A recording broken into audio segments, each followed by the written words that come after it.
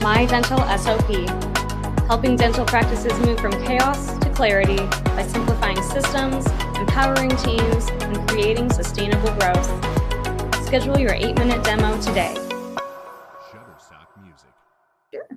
All right, well, let's dive in. Thank you all for being here tonight. We are super excited to have you. Our webinar tonight is the real reason your dental practice can't scale, how to remove yourself as the bottleneck and build a practice that actually grows without you. So before we get started, I just want to go over a couple of housekeeping items. The session is being recorded, so if you have to step away or you want to revisit anything, you'll receive the replay tomorrow. Feel free to use the chat throughout the webinar. We love seeing all of your engagement and hearing your thoughts. We also will be using polls, so they'll pop up on the right-hand side of your screen, so feel free to answer those poll questions. And then free resources that we hand out throughout the webinar, they'll pop up on your screen as well. If you have any questions, just go ahead and drop them in the chat. If we don't get to them immediately, we'll be sure to answer them at the Q&A at the end. So just a quick thought before we begin. Most dental practices don't struggle because of marketing, hiring, or even a lack of systems. They struggle because growth starts to outpace structure and the owner becomes the bottleneck even without realizing it. So that's exactly what we're going to unpack today. Tonight, our host is Dr. Rehan. He is the founder of the Practice Success Academy and co-CEO of a multi-location dental group who specializes in helping dentists move from operator to CEO through a leadership and execution framework that actually scales. He will be breaking down why growth starts to feel heavy, where practices get stuck, and what needs to change at the leadership level to unlock the next stage of growth. And then we'll transition into Laura Johnston. She's the founder of My Dental SOP, and she will walk through how to take that clarity and actually implement it through systems, workflows, and operational structure that your team can follow. So with that, I'm going to turn it over to Dr. Rehan to get us started. Yeah, thank you, Allison. Thanks to all of you guys that are here tuned in. Allison did a beautiful job in introducing myself. For those of you guys that don't know, I still practice clinically, and I have a coaching company, and I also run a mini DSO. So I'm excited to give you guys kind of the frameworks that I use and my mental thought processes to help get to where I am today. So without further ado, I'd like to share a message from our sponsor, My Dental SOP, and we're going to show you an awesome video on how to actually remove yourself from the bottleneck and do it with an amazing way. When running a dental practice, you know that there are a lot of complex moving parts that are constantly getting stalled due to disorganization and miscommunication. Generally, only 1 or 2 staff members really know how to execute all of the critical tasks. What happens when they're out sick or on vacation or, God forbid, they leave? Not a good place to be. When your team doesn't know what to do or how to do it, the morale of your office suffers, leading to high turnover. And the cost of hiring new staff can be high without the proper systems in place. This all leads to poor experiences for both your employees and your patients. So, how do you avoid this ticking time bomb? Easy. With My Dental SOP.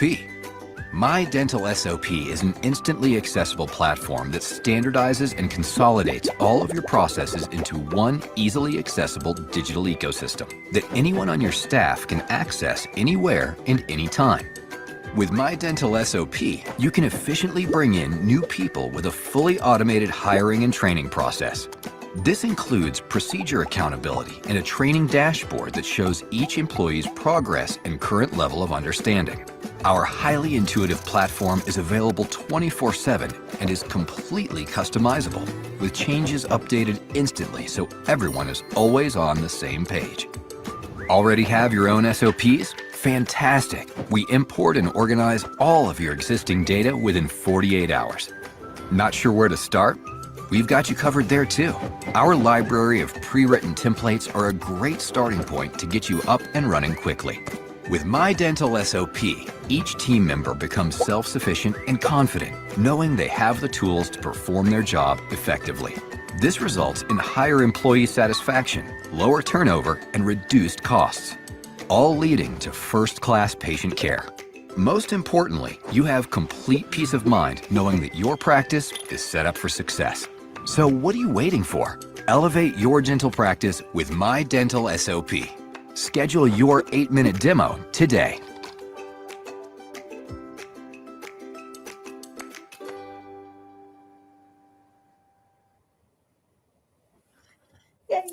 Wow, that was an awesome demo. For those of you guys that are dentists that are tuning in, SOP is probably the word we dentists hate to say because we've done a million of them, and they usually just kind of sit in the corner of our office and no one ever looks at them. So I'm glad to see that it's something that can actually make it not a huge binder of information and actually applicable. Yeah, SOPs can be sexy. yes, SOPs are sexy. It is my pleasure to be here and share the stage with you, Dr. Rehan. Our philosophy on leadership and execution is really closely aligned. So I'm excited to learn from you tonight, and it is my pleasure to sponsor your presentation. Yeah, I'm excited for it and glad to have you, Laura.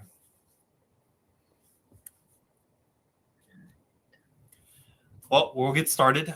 Once again, my big goal is I want to try to make this as valuable as possible for anyone tuning in. So if you have any questions, please feel free to throw them in the chat the moment you have them. That way I can answer it right then and there when you have that question fresh in mind. So you don't have to save it till the end, but we will have a Q&A at the end as well for that. So the big thing about being a practice owner, as most of you guys have already figured it out, you end up being the person that is everything. You have a team member, you have managers, you have dental assistants, you have a hygienist maybe, but you realize that, hey, I can't take off of work because the day I do, everything just blows up. And we call that the bottleneck. And the bottleneck means you are the sole person that actually moves the ball. If you aren't there, then everything just crashes and burns. And so one of the things that business-minded people do, right? If you think of these CEOs of like Tesla or like Elon Musk or these amazing leaders like Steve Jobs from Apple, they all try to figure out, how do I make it to where my business can continue to run if I'm not even alive? How do I make it to where if I'm not available, the business continues to run? And so they tried to naturally identify, how do you solve the bottleneck? And to solve it, you first have to identify what makes me the bottleneck, right? So as a practice owner, one of the biggest things we have is, because everything has to go through us, every decision, every idea, every permission, we kind of are the reason we are our own bottlenecks. Like, we're the problem. So the best doctor owners, they get past this by actually intentionally making themselves not the ultimate decision maker for every single thing possible, right? And lack of better words, we call that empowering. So empower your team to help being involved as an actual team member, because they deserve that. Early on, if you're a startup or you just bought an office, early in the beginning of the game, you're the one as an owner that does it all, right? You're making your own SOPs, you're ordering instruments, you're getting all the work done that require that manpower in the beginning. But when you start growing, now you become the bottleneck because you never let that part go. You never taught someone how to order supplies. You never allowed the team member to say, hey, I can make a judgment call on this decision. And because you didn't, now every single moment of that journey, they have to come to you as an owner and say, hey, doctor, can I do this? Or can I do that? And you keep answering that question. So you continue to remain as that bottleneck without ever solving the actual problem, which is, how do I give them so much power and knowledge and empowerment that they can make these decisions without me? And that's what ultimately we become, right? Me included in the beginning. I was a bottleneck because every decision had to go through me. Maybe that's the type A personalities we as dentists have, which is, hey, we want our hands in everything. Maybe it's the type A personality that makes us micromanagers to some extent, and we struggle with letting things go. And that's a big thing that I want to focus on, is how do we let go? How do we remove ourselves from that equation to then actually let the company run without us being the sole person that involves that?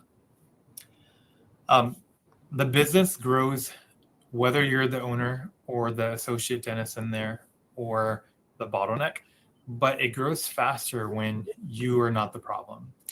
So in leadership, you guys might have heard a quote growing up: if you point a finger, there's 4 fingers pointing back at you.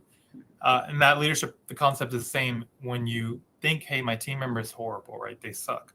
They're never listening to me. I always reflect back and say, hey, was it because they're naturally just bad?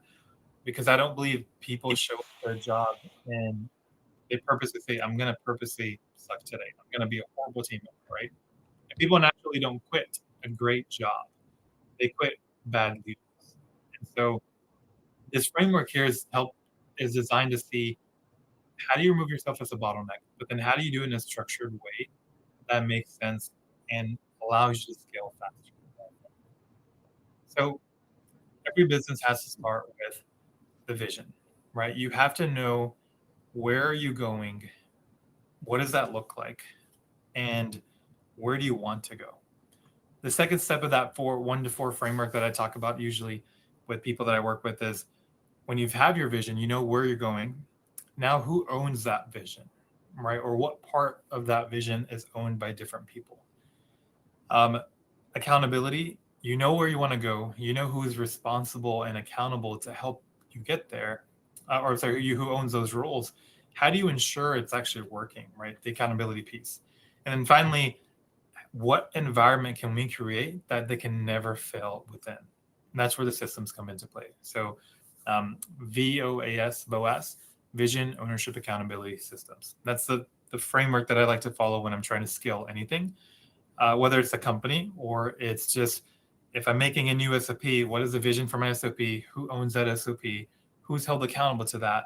And is the system itself, the SOP itself, good enough to where it could never fail because everyone's attached to it that needs to be attached to it? I always tell people you could have amazing systems, right? But if you have horrible people, then the systems don't matter.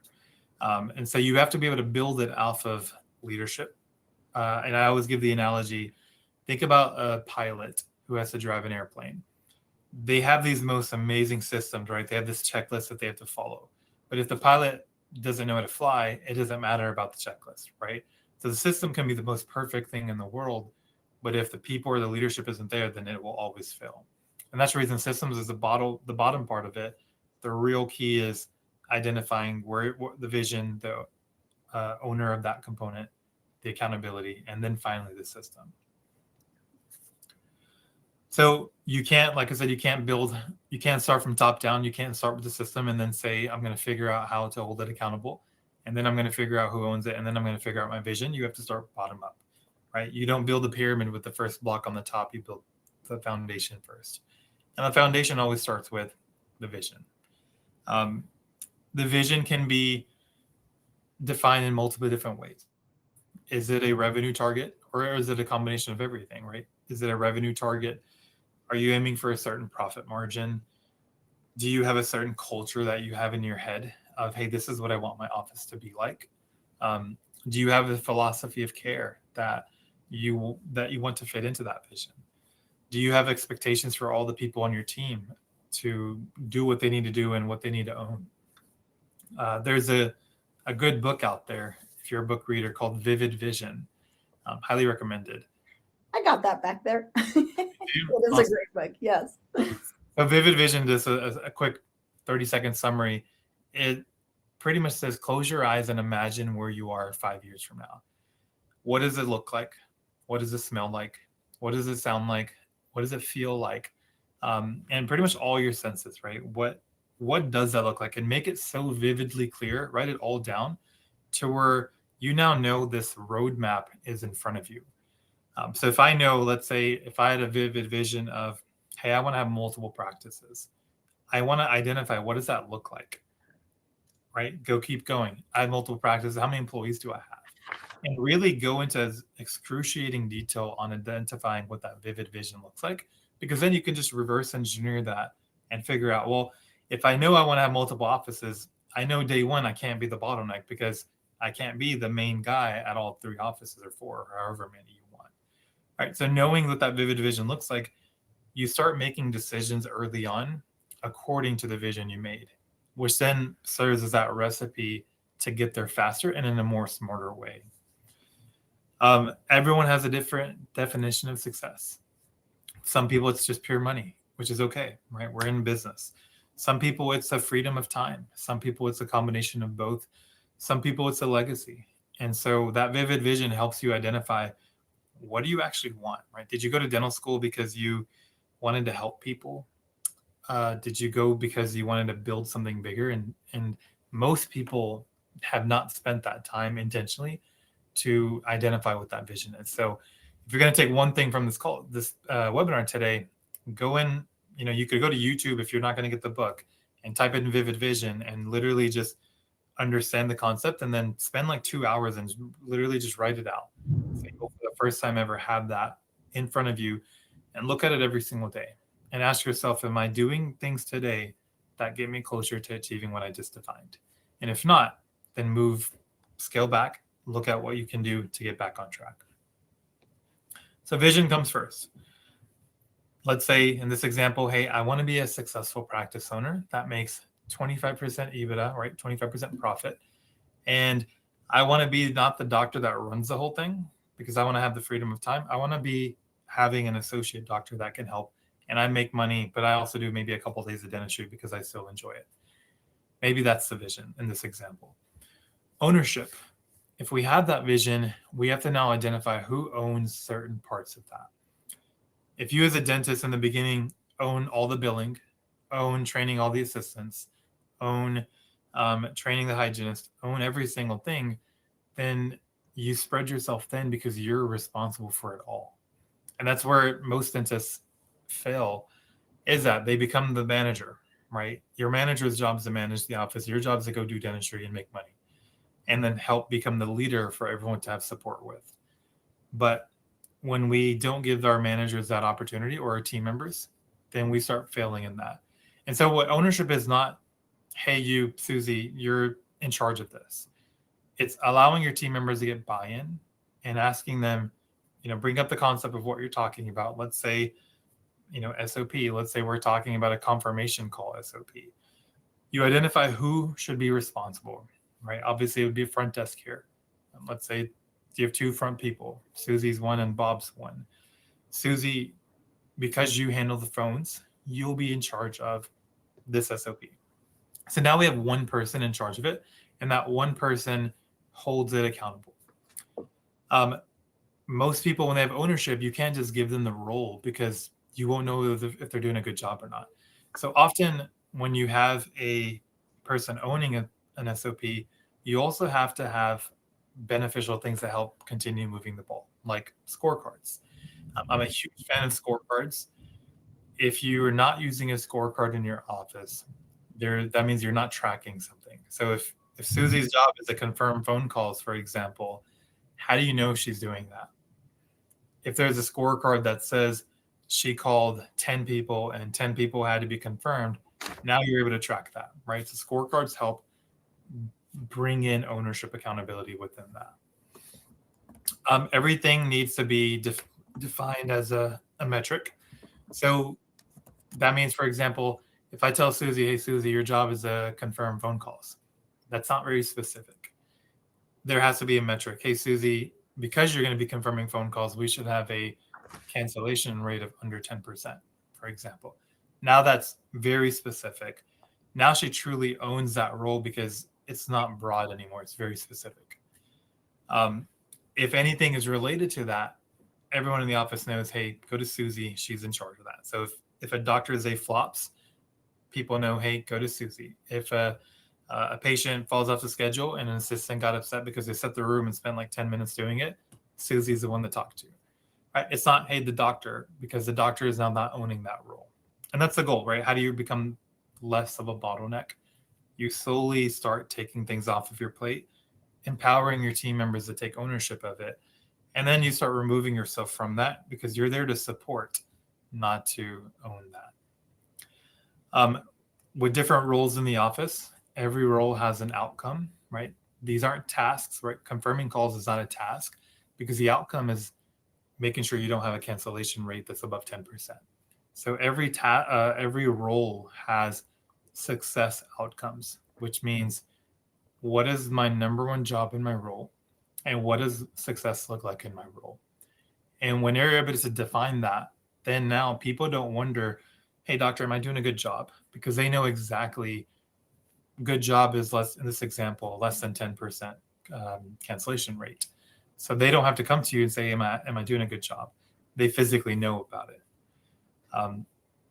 A lot of offices have multiple people that do the same job, right? If you have 2 front desks, both of them may be focusing on cancellations.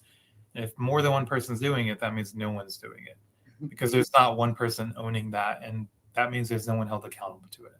So if you do have an office where you have multiple people doing multiple things, every role should be defined to one person. So definitely valued if you have more than one, because that's not the smart way to do it, because there's no ownership in that. The third part of that tier structure pyramid is accountability. So accountability is different for everyone.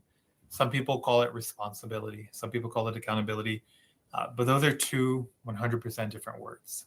So I like to define it as accountability means you're the person that owns it. Responsibility is your duty to help that person. So to put in context, if a phone call rings in an office, the person responsible is everyone, right? If you hear the phone call and someone's busy, you go pick it up. But the one held accountable is the person who owns the phones, right? And so the accountable person can get in trouble. The responsible people is everyone's job, right? If I'm a doctor and I'm walking in the building and I'm free and all my treatment presenters are busy, I may go and present a case because I know I'm responsible, but I'm not accountable, right? My treatment presenter is. It's just being a team member. So responsibility is being a team member. The best way that I've seen in what I do to hold accountability is a weekly leadership meeting. You'd be surprised, most dentists, and I'm curious, drop it in the chat. Does anyone not do or who actually does a weekly meeting? Not many people do. What I realized over time is when you don't do a weekly meeting, most people don't because they're afraid, hey, if I spend 30 minutes or this 1 hour away from producing, I'm going to make less money.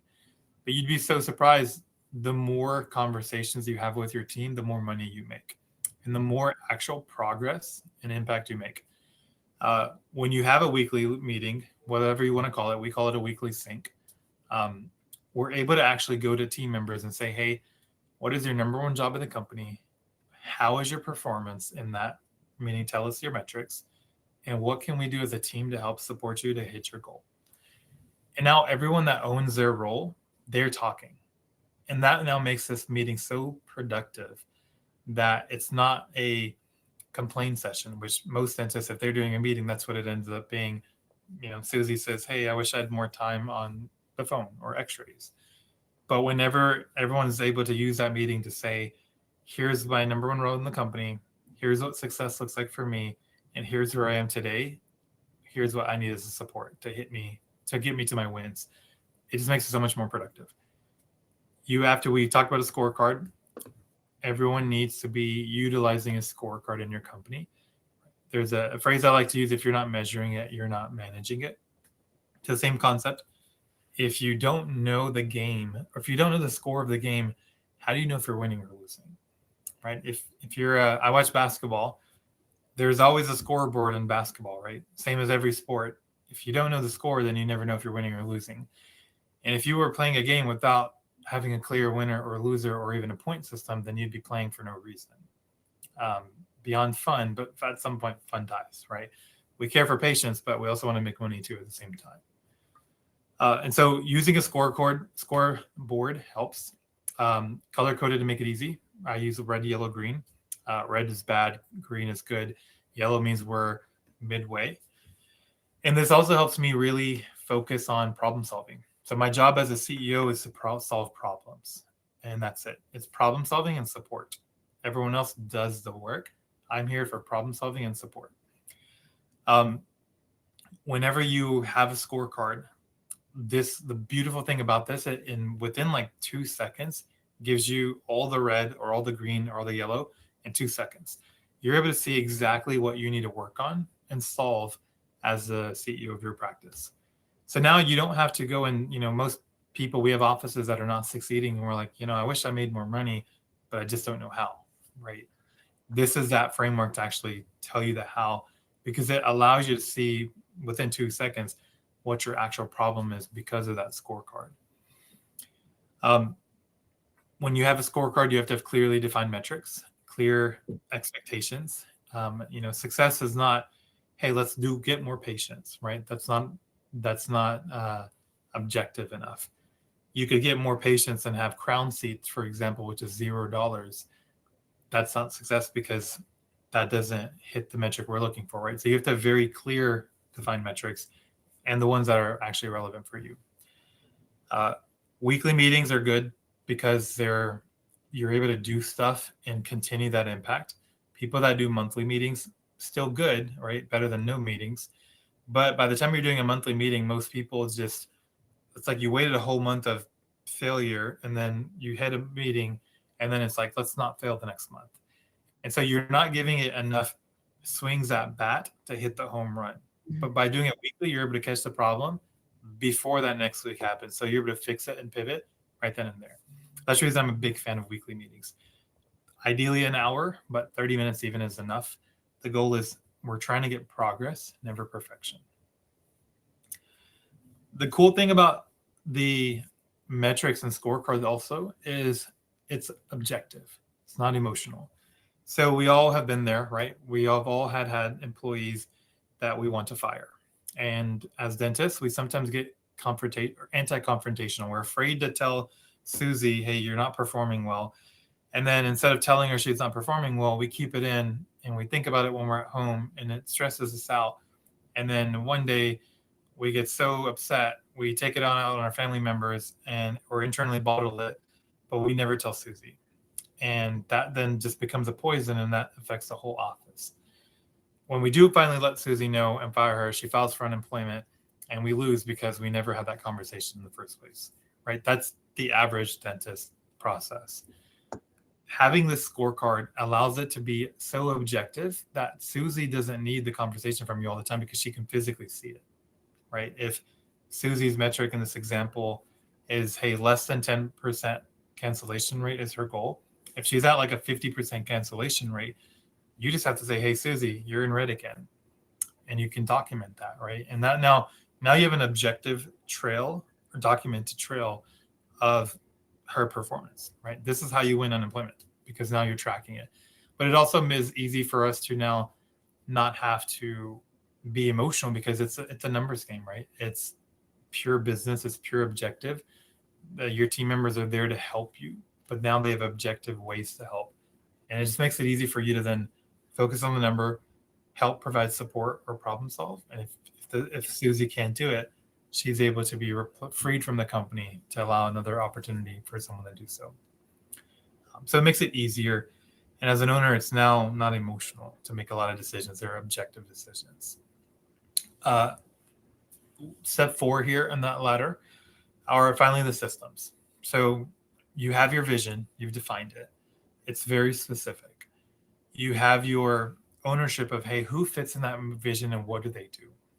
You have your scorecards and meetings that help lead the company to be objectively tracking progress because everyone owns their role and everyone knows what success looks like.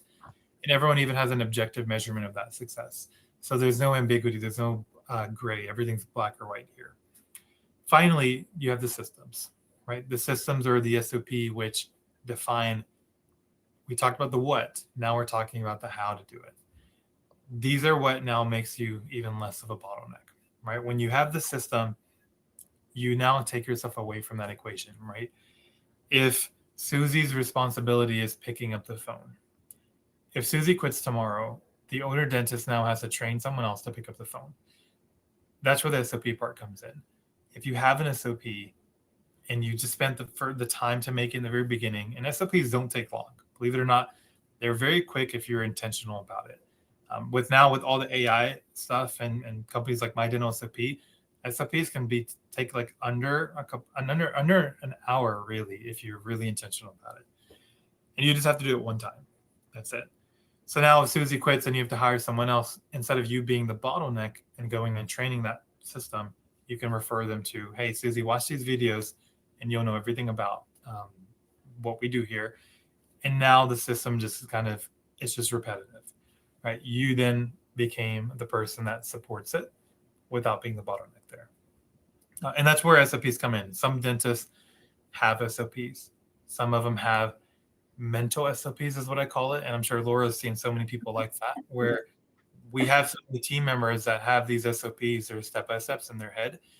And that might be, you may have Sarah in your company that's been there for 40 years and she knows everything and has memorized it. And you didn't care because it's all in her head. But once she leaves, you figured out, wow, I don't know how to do anything in my company because Sarah did it all. And that's why it's so important to make sure you have these documented SOPs. So then you can train not only new team members, but also so everything's in front of you. So you don't have the Sarah who kind of holds your company hostage, so to speak, because you didn't know how to do anything and it was all in her head. Every dentist that I've ever met is a bottleneck. So I like to say 100% of dentists are bottlenecks in some way. Some are better than others, but 100% we are all bottlenecks. One of these self-diagnostic tools that I like to use is this here. And the number one question I like asking myself is the first one. If I step away for 2 weeks, does something get destroyed? Does performance drop? Does the company blow up? And if the answer is yes, that means that, wow, I really was the person that kept it going. Because I'm a dentist, in theory, another dentist should be able to come in and do my work for me too. But if the company falls and I can't replace myself with another dentist, that means it wasn't my clinical skill that was the thing that was driving the company. It was everything else. And because it wouldn't succeed without me, I was a bottleneck. So that's where we at that one. If you don't rate yourself a perfect score here or even a higher score, that's the first question you try to solve. What would I need to do today to set my company up for success for me to walk away for 2 weeks? And I even challenge doctors, do that. Take a 1 week vacation. Like, you don't actually have to go somewhere and stay home, but hire a temporary dentist for a week and see how your company does. And in theory, if it's really good, nothing changes, right? But if everything just drops, your manager's calling you the second you walked out the door on vacation, that tells you where you're at, right? Hey, doctor, you were the bottleneck and you never took the time to set yourself and the office up for success without you. That's what creates stress for most dentists, right? We know we are the problem solver of every single thing, and we're the person that owns every single thing. That takes away our freedom, and then that stresses us out. Managers, if you have managers that bring problems instead of solutions, right? Rate yourself there. There's a cool mentor I have named Dan Martell. For those of you guys that don't know Dan Martell, he's a billionaire business guy and he's super successful. And he has a rule called the 1-3-1. And that's a rule that I follow and I train my team members and people I've worked with. The 1-3-1 rule is, instead of a manager bringing you a problem saying, hey, doctor, the faucet broke. They just brought the problem. They didn't bring you the solution. The 1-3-1 is, that manager comes in, you ask them, what is the 1-3-1? 1, what is the problem? 3, what are the 3 solutions that you, manager, came up with? And then finally, that 1 again, which of those 3 do you recommend? So the 1-3-1, the faucet broke. The 3, well, we could call the plumber, we could fix it ourselves, we could not worry about it because it's not that much. And then 1, well, my recommendation is call the plumber. So that's how you start empowering your team members to take control and take ownership, right? So now anytime a team member comes to me and says anything, I say, what's the 1-3-1? And they know automatically, well, doc, I don't have that. Let me come back to you when I have that. And now I'm purposely not answering their question because I'm training them to answer the question before they ask me. And that's how I'm buying back my time, right? That's how you become not becoming the bottleneck. You start training your team member to think like you as the owner and own that problem, right? Because if you are the solution to every single thing, they will always come to you, right? So you have to train them how to think and how to respond and how to have a strategic solution-oriented mindset rather than a complaint problem mindset. So the 1-3-1, if you don't do it, it's super easy to do and it's actually fun. And if you're a type A dentist, which we mostly are, you have to be able to hold in your emotion and let them go solve it and then bring it back to you before you explode with the answer, because we all love to micromanage and we all feel like, hey, we want to answer that. Hold it in, let them do their work because that's what you hired them for. Never forget that. We all forget that is what we hired them for. Execution depends on me being present, right? How do I make me not the answer to that? That's the 131. If I empower the team, then I'm taking myself away from that equation, and I'm giving them the opportunity to actually do what I hired them to do. Decisions stall without my approval. What all decisions do you have to do as an owner? What all decisions do you give your team members a chance to do? I have a rule in my company, for example. If you have to make a decision that's under $50, do it and never tell me about it. I don't care. Any team member has that rule. So if a decision is under $50, any team member can do that. If a decision is $500, the manager does that. If it's $1,000 or more, then I get involved. Meaning, for example, let's say a patient came into the office and they were arguing, they're super upset, they didn't want to pay the extra $22 on their balance. I do not want a front team member to come to me and say, hey, doctor, the patient doesn't want to pay their $22 balance, right? I'm training them and saying, hey, you go handle it the best way you feel, as long as our vision is still aligned, right? You know, we want to make money, we want to serve our patients, we want to have a good reputation, and we want to take care of the company and the people. Go and make the judgment call that I'm training you to do.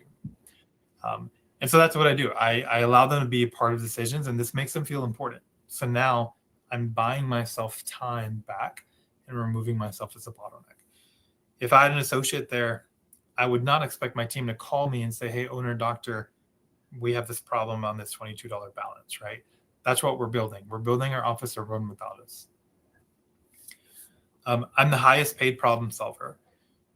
As a CEO of your company, you are a problem solver, and you are probably the highest paid problem solver, but you have to take intentional effort to allow other people on the team to get a seat on the table, right? If you're the only one sitting at the table and you do everything, then that's not a fun dinner, right? You got to let other people sit at the table to have a team that answers questions and solves problems. So it's not just purely always on you. So this tool always helps me. Every quarter I go through this and I ask myself, hey, am I doing well? And for me, well is, am I the bottleneck or am I not the bottleneck? If I am, then I need to figure out fast, how do I remove myself from that? And so the theme kind of we've been talking about is we're shifting from operator to leader, right? Instead of me doing, I'm going to support. Instead of me doing stuff, I'm going to let other people decide on stuff. And I'm going to help decide with them, but they're going to be the one that does it. Instead of me micromanaging and controlling everything, I'm going to give my team member clarity on what decisions that they can make and support them in that decision as long as it's still aligned with my goal. Right? So we don't want to be the operator, the doer. We have the doer in our office. The person's name is office manager. We need to be on the leader side. Freedom of time, you have to buy. So, you've heard the phrase, you can't buy happiness, but you can buy freedom.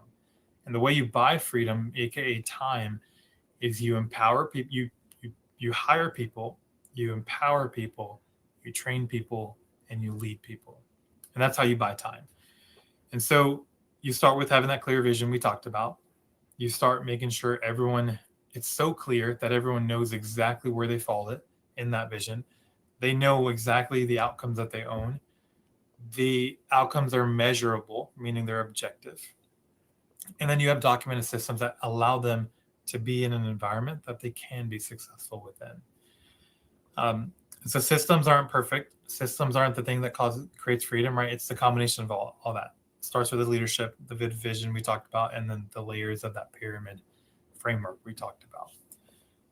When you have all that, then systems help you scale it, because now everything's already done. You now just have to reapply that to every situation you're in, and it helps you scale faster. So that's all I had for that part. Just as a big recap, I always tell people, it's actually very, very easy to buy back your time. Most dentists, we just end up being our own problem. And I was there too. We get in our own way. And the best advice I give people is get out of your own way. Let your team succeed, support them, help them. Don't do it for them. So I'm going to give it to, if anyone has any questions, feel free to ask. I'm also going to hand it off to Laura, who can talk about actually how people can actually make those better SOPs and doing it in the most effective and efficient way possible. Yeah, thank you. Yeah, thank you so much. Thank you. That was an excellent presentation, and I could not agree more. I mean, I've seen many great teams lose their minds when trying to scale. And, you know, you talked about hustle. I used to pride myself as being one of those people who hustle and was, you know, very involved. And then I got to the point that I was wearing too many hats. And so even in my business, I don't think it's not just dentistry, right? But you have a unique problem in dentistry where you are so many things that you can't really remove. You can't be a business owner and then just not be a clinician unless you hire someone else. So like having that vision, I love that you touched on that. What does that look like for you? Many times when we get, you know, new clients, they're doing exactly what you said, Dr. Rehan, and that is trying to figure out, you know, they see My Dental SOP, okay, we can get our operations in order, but they don't really have the vision clear. They don't have clear expectations. They don't have clear roles and responsibilities. And so that's just, you know, kind of it's starting, you know, with the pyramid upside down that you talked about. So as much as hustle is awesome, systems over hustle, you know, while chaos might drive that early stage growth, is sustainable growth. Definitely requires replacing that, you know, individual heroics with documented processes. So let me see, I can change. Yep, there we go. I can change. So you talked about these order of operations. And again, many of our clients come to us with this out of order.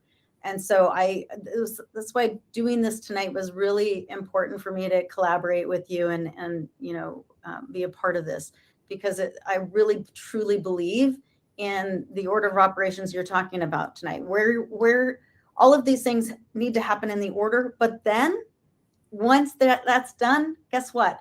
That vision needs to be inside your operations. It needs to be inside your systems. Your SOPs need to reflect your vision. Your SOPs need to reflect the ownership and have complete clarity over the roles and responsibility. Your SOPs need to, you know, have a system of accountability and how you talk about your goals and measure them.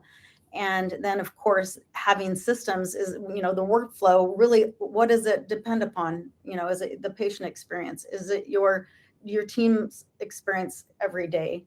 Is it how much, you know, you're able to live and lean into the big life that you're trying to build in the first place? Or are you getting buried in, you know, the ownership? I meet doctors every day, and it literally breaks my heart when they go into dentistry with the idea of helping people and creating a big life for themselves, and they just are buried and overwhelmed. And so going through these four steps will bring you back to a place of peace. I actually have a resource. I love Vivid Vision. I talk about it all the time. And so I'll include that.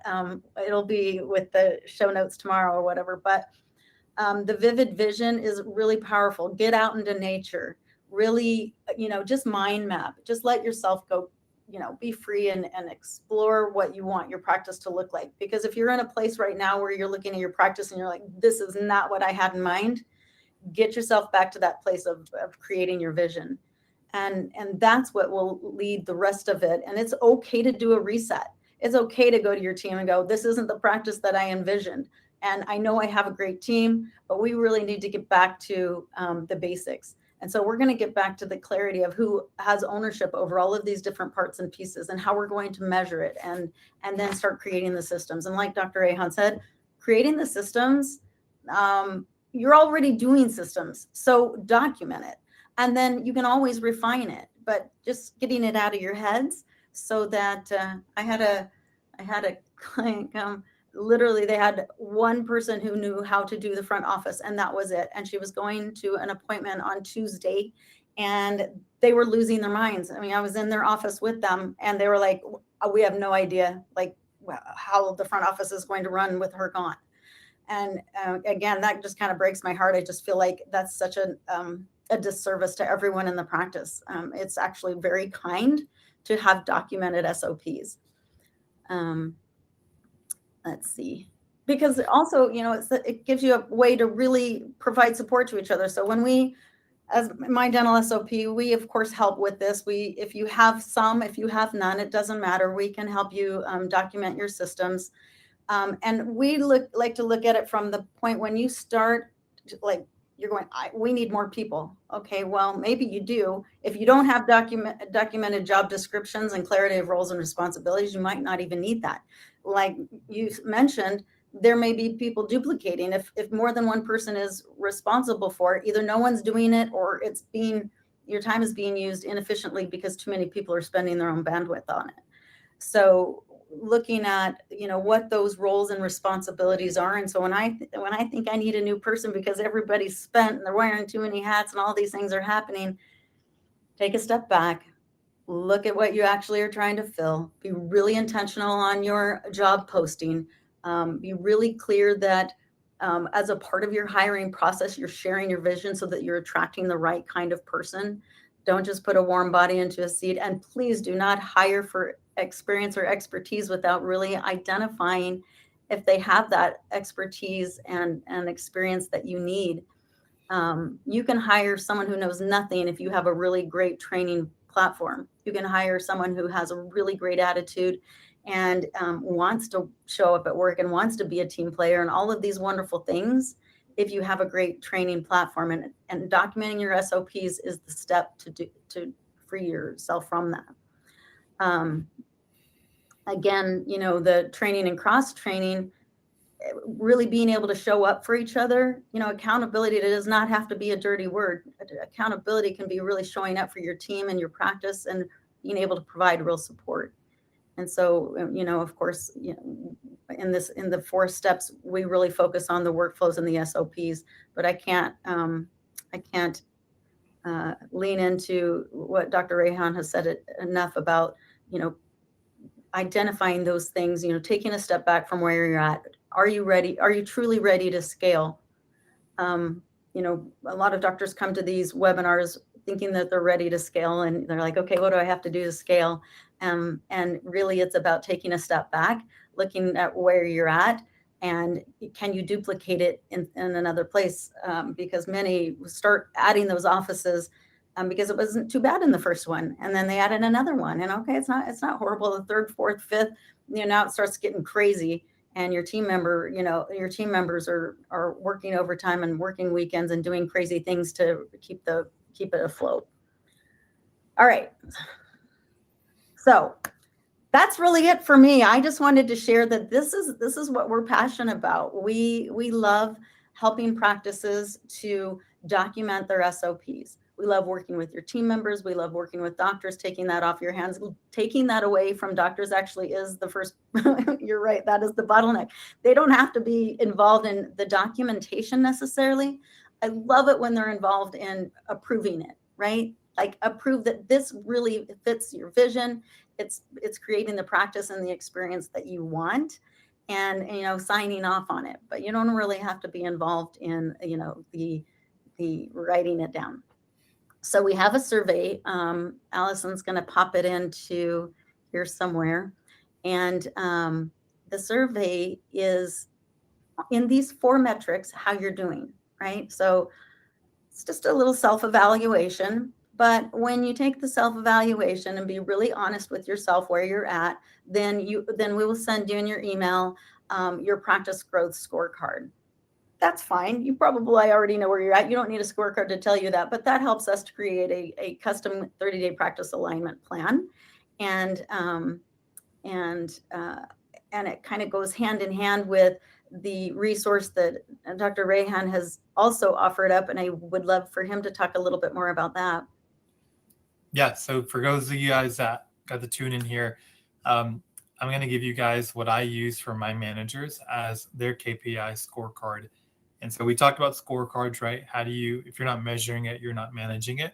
So this is a scorecard that I've built for specifically managers to be able to fill in their data so I can, within 2 seconds that we talked about, know exactly how my company is performing. So those of you guys that tuned in, you'll get this and you can train it with your manager.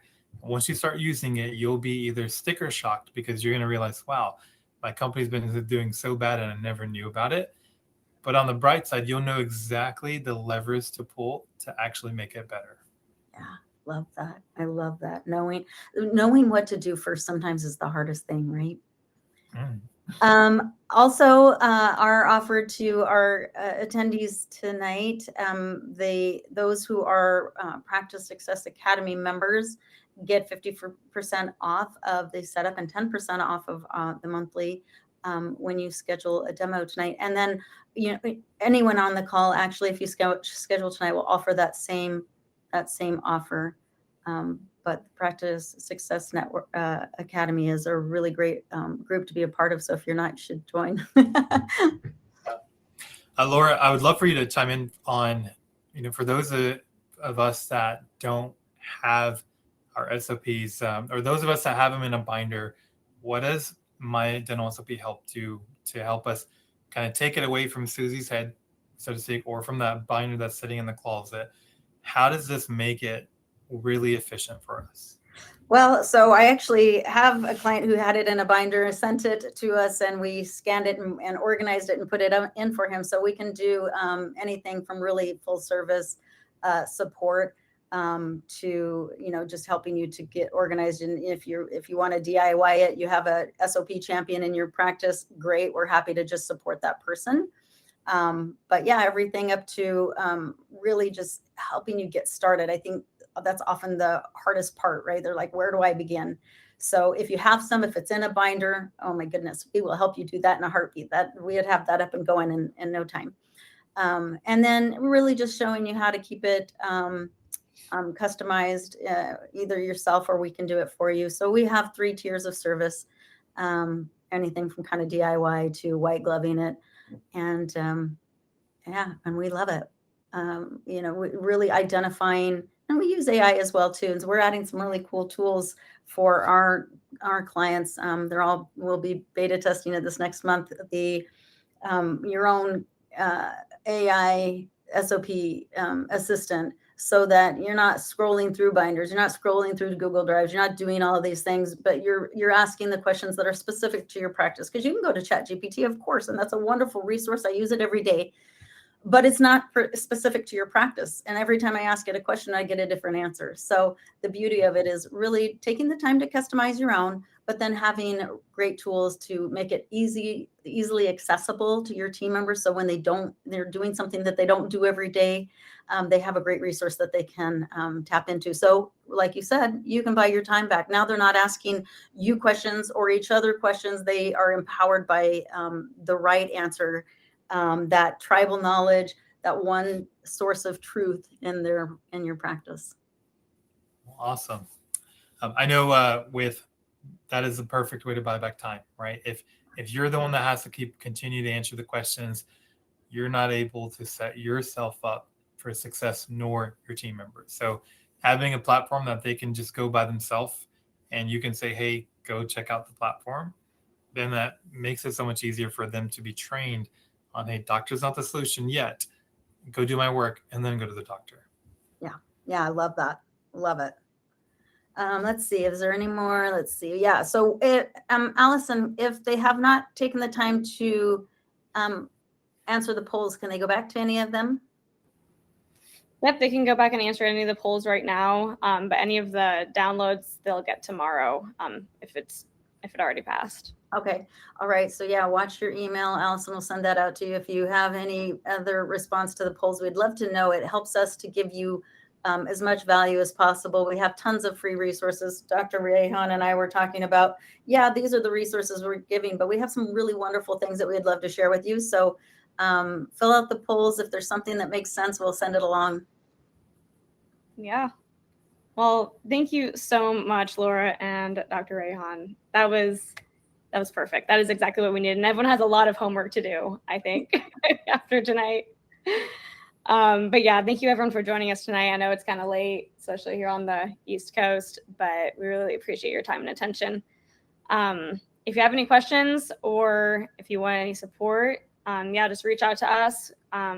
You can scan that QR code. That just goes to our website, so you can schedule a demo. It's also, it should be on the bottom left hand of your screen also. And we are at My Dental SOP on all platforms, so Instagram, Facebook, LinkedIn, and YouTube. And you can check out any of our resources there as well. Dr. Rehan, where can we find you? You can find me on Instagram. I post content on there that's valuable content, not just me talking. So which is really good. You could also learn how I help dentists buy back their time and scale their practice through things like My Dental SOP, but also through the ways I engage with people. And my biggest thing is, if I can help you buy back your time and scale your practice and ultimately be the CEO of your own company rather than the glorified manager, then that's a win. And that's what I do, and that's what I'm great at. Yeah, we're a perfect collaboration. Go see Dr. Rehan, then come see me, and you'll have no more worries. All right. Thank you, Allison. Thank you, Dr. Yeah, Rehan. it looks like there's no more questions in the chat. So yeah, thanks everyone for joining. Thanks, Dr. Rehan. Laura, thanks again for coming tonight. Yeah, thank you, everyone. I'm glad you got to tune in. Yep. All right. Bye, everyone.